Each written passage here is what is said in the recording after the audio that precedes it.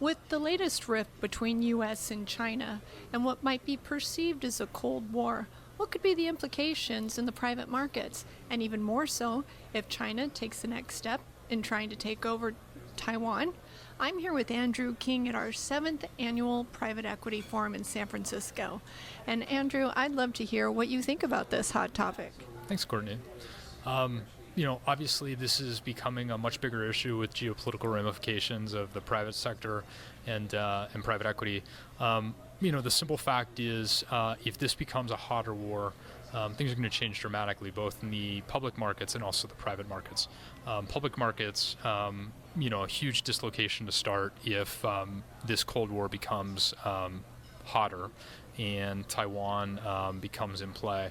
Right now, the general consensus is 2027, where the U.S. is ramping up to try to combat a possible invasion, maybe even 2030. But that could be tomorrow. And so, if that happens, what you'll probably see is the central bank freezing of assets, the same as we did within Russia. You would have China sell treasuries and get rid of U.S. dollar reserves. And frankly, the U.S. investor class that we're here with at the conference and the private sector is going to have to step up in a significant way. It means investments, both on the private equity side and the venture capital side, are going to change dramatically.